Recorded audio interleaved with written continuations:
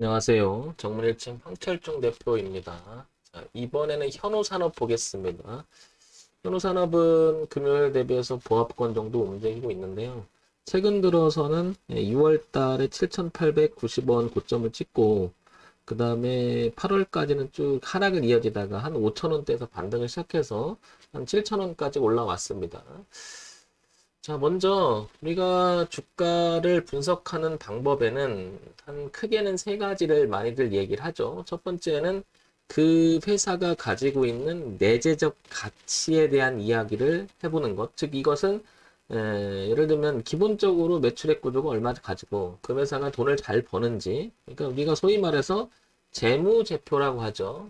그래서 재무제표를 통해서 향후 주가의 흐름을 생각해 보는 것.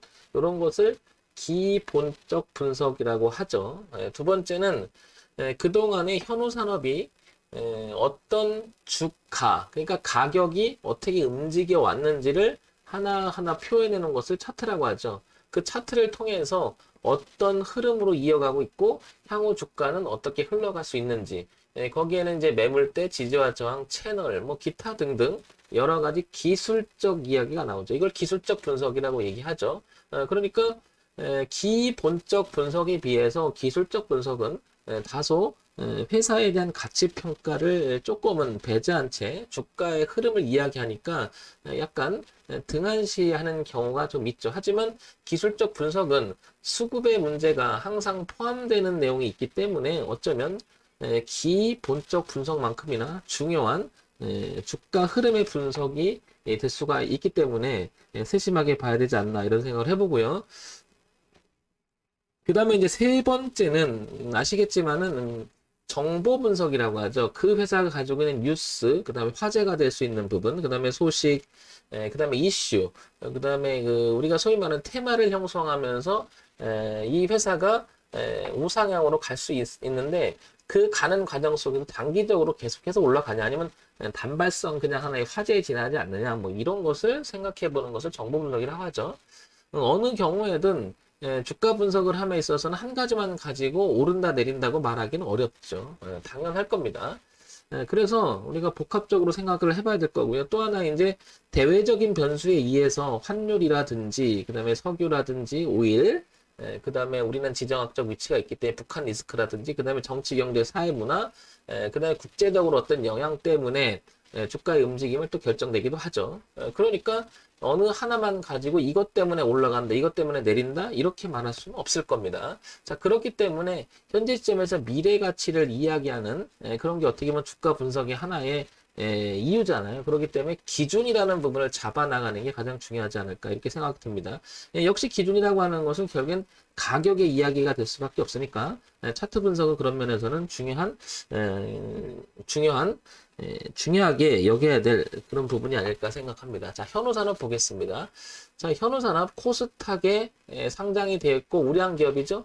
소형주 코스닥 IT 종합 IT 부품으로 분류가 돼 있죠. 그 다음에 시가총액이 지금 1,000억 정도를 왔다 갔다 하고 있는 것 같습니다. 소형주면 뭐 고만고만한 거죠.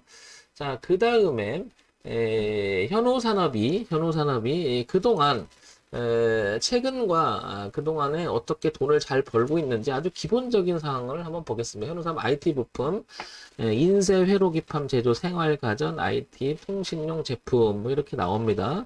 자, 재무정보 볼게요. 황 대표가 참 기본적으로 보는 것은 일단 이 재무제표를 가장 기본적으로 봅니다.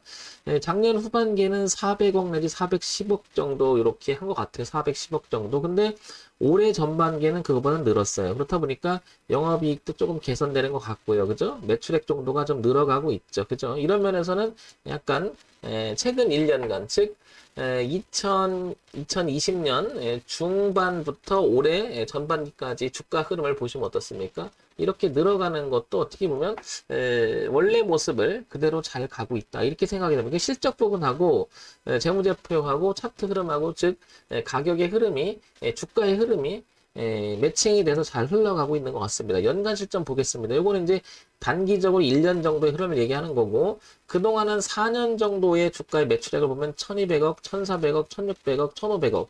영업이익도 꾸준히 단기 순이도 괜찮습니다. 작년에 조금 주춤하긴 했지만, 그래도 성장하는 단계에 있는 것 같습니다. 그죠? 네, 그리고 작년에 비해서 분기 실적이 조금 개선되는 모습이 나오는 거 보면, 작년보다는 조금 매출액이 늘지 않을까 이런 생각을 해보죠. 그러니까 영업이익과 단기순이적인 측면에서 보면 꾸준한 수익을 내는 회사이기 때문에 이번 코로나 때 웬만한 종목 같이 빠질 때 3월에 작년에 빠졌다가 올해 들어와서는 가파르게 그래도 성장을 하는 이유가 바로 이런 실적의 내용이 뒷받침돼서가 아닐까라고 조심스럽게 생각해 볼 수가 있겠는데요.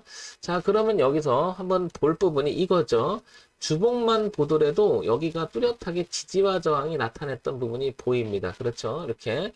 그래서 이 가격대가 즉 2017년에 4,500원, 그 다음에 2018년 그리고 올해 들어와서 좀 왔다 갔다 하는 부분이 있긴 하지만 그래도 다시 이번에 8월에 밀렸을 때 여기를 깨진 않으려고 하는 부분이 4,500원과 4,700원 지키려고 하는 의지가 굉장히 강하죠. 그런 면에서 보면 이렇게 1,000원대에서 4,500원대의 주가가 한 4, 5년 이렇게 맴돌다가 돌파했잖아요. 그러니까 4배를 높여놨잖아요. 한 단계 높여놓은 것도 이런 아까 보니까 매출액 구조나 이런 내용들이 뒷받침돼서가 아닐까.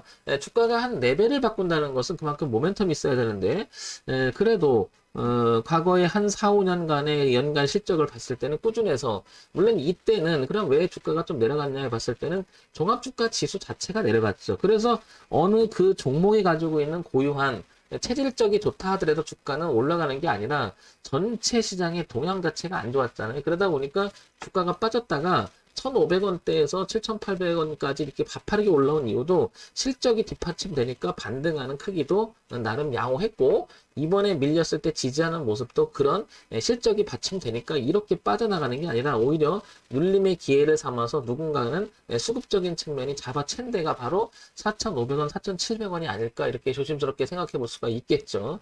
따라서 이 주가는 이 현우산업은 4,500원은 일단 이탈하면 안 되겠죠. 그죠? 지금 6,600원이니까 많이 올라와 있지만 향후 성장세의 흐름을 한번 다시 생각을 해본다면 이런 대로 추이가 간다면 지금 이제 주봉으로 한번 옮게 되면 여기 4,500원, 700원이 굉장히 뚜렷함을 알 수가 있겠죠. 그죠?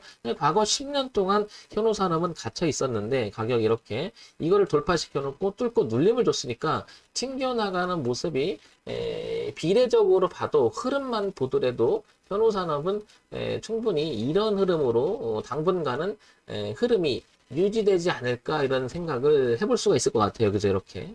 그러면 여기 기준으로 4,500원, 4,600원이라고 하는 자리는 굉장히 중요하고 가지고 계신 분이라든지 신규 진입을 생각한다 해도 이 가격을 이탈하지 않는 범위 내에서 현우산업은 충분히 이렇게 성장을 하면서 고가인 8,000원을 넘어서 10,000원대까지 바라볼 수 있는 주식이 아닐까 이런 생각을 해봅니다. 그래서 현우산업은 이렇게 파동의 범위를 이렇게 그릴 수 있을 것 같아요. 4,500원에서 10,000원까지 이렇게. 그러니까 이제 다소 밀린다 하더라도 4,500만 이탈하지 않는다면 이런 식의 파동을 치면서 왔다 갔다 하면서 올라가지 않을까 이렇게 생각할 수 있을 것 같아요. 자, 이제 여기 하나 더 더해서 이제 시장에서 어떤 이야기가 오가는지 정보 쪽에서 한번 보겠습니다. 이게 이제 현우산업 애플카 이슈타고 주가 강세를 보인다. 9월 3일자로 나오는 것이 이제 이런 게 노출된 정보라고 할 수 있겠죠. 그럼 향후 애플카 이슈타고 주가 강세하는데 앞으로도 그럴 것인가 봤을 땐 그럴 가능성이 훨씬 높죠. 그러니까 전체적으로 현우산업에 대해서 평가를 해보면 기본적 분석에서는 실적이 조금 좋아요. 그죠? 연간 실적 좋고, 근데 분기 실적이 조금 좋아지고 있죠. 그런 면에서 보면 기본적 실적도 나름 괜찮은 것 같고요. 두 번째, 기술적 분석을 한번 해봤을 때도 지금 4,500원, 700원 이 자리를 강력하게 만들어 놓고 넘어가고 있는 흐름이고, 그 다음에 흐름 자체가 우상향으로는 흐름을 만들어 놨잖아요. 그런 면에서 보면, 지금 봤던 차트부터, 즉, 가격 분석, 차트 분석인 요 기술적 분석에서도 괜찮다 이렇게 평가할 수 있을 것 같습니다. 그 다음에 세 번째는 정보적인 내용을 취합해서 봤을 때는 요 한 부분만을 볼 수는 없겠지만 워낙 이건 이슈가 있는 부분이죠. 그렇기 때문에 충분히 주가는 영향을 받고 앞으로 향후 실적이라는 부분들이 우상향으로 이어질 가능성이 높지 않나 이렇게 봅니다. 그래도 모르잖아요. 우리가 알지 못하는 숨어있는 내재적 악재가 있을 수도 있고요. 그죠? 그렇기 때문에 기준을 이제 뚜렷하게 이제 잡아 보겠습니다. 그러면 다시 한번 어쨌든 기준을 뚜렷하게 잡는다고 했을 때도 결국에는 4,500원과 4,700원을 이탈하지 않는 이 노란선 부분이 이 가격대가 매우 중요하다는 것을 알 수가 있을 것 같고요. 그죠? 레벨을 바꿔놓은 가격대니까. 그 다음에 우상향으로 흘러가는 이 흐름을 꾸준히 타고 가지 않을까. 차트상도 그렇게 보이고요. 또한 이슈도 있죠. 그러니까 이 기준, 즉 노란선과 우상향으로 올라오는 이 초록색 선만 이탈하지 않는다면 이렇게 이탈하지만 않는다면 충분히 내려오더라도 다시 돌리는 모습 보이면서 만원대까지 열린 공간을 시간을 두고 충분히 볼 수 있는 종목이 아닌가 생각이 듭니다. 황 대표가 지금 말씀드린 것은 황 대표의 지극적인 개인적인 이야기일 거고요. 여러분들 추천하거나 그러는 건 아니니까 지극히 참고사항으로만 봐주시기 바랍니다. 그래서 여기 4,500원 4,500원, 그 다음에 4,700원 되죠? 지지 저항 가격대가 된 거고요. 그 다음에 열려있는 공간은 1차적으로는 8,000원 수준, 그 다음에 2차적으로는 만원 수준까지 열려있다. 이렇게 보면 될 것 같습니다. 자, 그런데 이제 여기서 중요한 건 이거죠. 황 대표, 다 알겠는데, 그러면 진입은 어떻게 할까? 지금 잡을까? 아니면 기다렸다 잡을까? 어떻게 하는 게 좋을까? 저는 그래요. 항상 뒤를 봐요. 이 가격대에서 지금 보게 되면 여기 33%에서 뭐 이 정도 되니까 이 뒤를 봤을 때는 30% 정도의 차이가 생기거든요. 그러면 잘못되면 30% 이상의 리스크를 낀다는 얘기죠. 이렇게 이탈하면 이렇게 잘라야 되니까 그러면 한 35%까지 내가 뭘 해야 되죠? 리스크를 생각을 해줘야 되는데 그러니까 현우산업은 지금 너무 비싸 있는 거죠. 따라서 황 대표는 기준에 의해서 이 기준이 설정된 가격에서 너무 비싸지면 들어가진 않죠. 이걸 따라가는 매매라고 그냥 스스로 그렇게 정의를 내리고 따라가진 말자. 그래서 충분히 올라갔다가 이렇게 다시 내려왔다 지지하는 모습이 나도 돌아가는 모습이 나도 그리고 추세선을 다시 한번 만들어 놓고 올라갔다 다시 눌림을 줄 때 다시 잡아도 안 늦는다는 얘기죠. 향후 그래서 현우산업은 지금 당장이라기보다는 파동을 이용해서 조금 시간을 두고 진입해야 될 종목이 아닌가 싶습니다. 황 대표 그래도 날아갈 수가 있잖아요. 그러니까 분할 진입하면 안 될까? 그렇게 되면 분할 진입하게 되면은 적게 잡을 때는 많이 갈 수 있겠지만 밀리면서 다 체결된 무게감 때문에 손실은 무한대로 커질 수가 있겠죠. 그러니까 그런 매매를 하는 것보단 타겟점을 하나로 잡아가지고 일관되게 진입하는 게 의미가 있지 않을까 싶습니다. 그래서 기다리는 매매를 하고 정확한 매매를 하기 위해서 우리가 원칙을 스스로 지키는 매매를 했으면 좋겠습니다. 황 대표 같으면 그러면 이거 해보겠냐? 해보죠, 당연히. 그러면 저는 적어도 얘가 이렇게 한 번 더 밀려줬다 아니면 여기까지 올라갔다 밀려도 괜찮죠. 이렇게 다시 이런 부분을 확인하고 돌아가는 모습이 나오면 저는 접근할 것 같습니다. 요걸 예를 들면 황 대표가 예를 들면 저는 뭐 우리 정리님들이나 같이 매매하시는 분들 늘 얘기하지만 매매하실 때 이런 부분을 정말 많이 신경 써서 이야기를 하죠. 그죠? 나가는 초기 모습을 정말 그 의미 있게 보자라고 하기 때문에 이것도 들어갔다면 관심 있었다면 이런 부분에서 초기 모습 때 진입을 하는 게 의미가 있죠. 이렇게 내려오기만 한 주가가 이 바뀌는 초기 모습. 그죠? 그런데 너무 빨리 올라가서 잡지 못할 부분이 있죠. 그러면 저는 그렇게 얘기를 하고 싶습니다. 추격을 할 필요는 없다는 거죠. 그러니까 시장이 충분히 나한테 시간을 주고 잡을 수 있는 기회를 주면 하겠지만 굳이 쫓아가면서까지 막 마음만 졸이면서 하게 되면 파동이 어차피 일어나기 마련이잖아요. 그러면 따라가는 매매를 하게 되면 물려버리는 경우가 너무 많죠. 그러면 리스크 관리를 하는 게 아니라 내 어떤 그 뭐라 그럴까요? 마음이 흔들리는 대로 매매가 좌우가 되기 때문에 그렇게 하는 것보단 원칙을 정해서 딱 하는 게 디테일하게 정해서 하는 게 낫지 않나 싶어서요. 저는 이런 그림을 그려놓고요. 이것도 이렇게 빼곡하게 그리는 이유도요. 내가 스스로 심리적으로 편안함을 느끼기 위해서 이렇게 그리거든요. 그러면 여기서 이제 주가가 이 부분 노란선 부분하고 여기만 이탈하지만 않으면 되니까 이렇게 그려놓고 이런 범위 내에서 저는 들어가서 버티는 거죠. 이걸 보고. 그런데 그냥 지극히 제 개인적인 건데 이렇게 안 해놓으면 이게 들어가서 흔들어 버리면요. 그래 여기까지는 괜찮지. 내가 원래 정했으니까.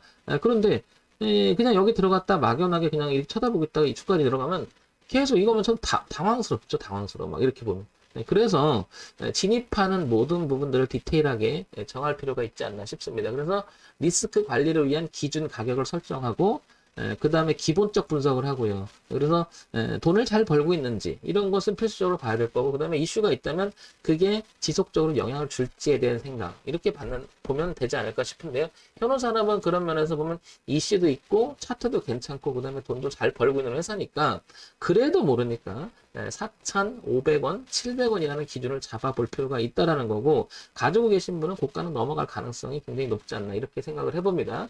그래서 이런 점 참고해서 매매를 하시면 도움이 되지 않을까 싶으니까 참고사항으로만 들어주시기 바랍니다. 정말 지금 황철중 대표였고요. 좋아요, 구독, 그리고 알림 기능 부탁드립니다.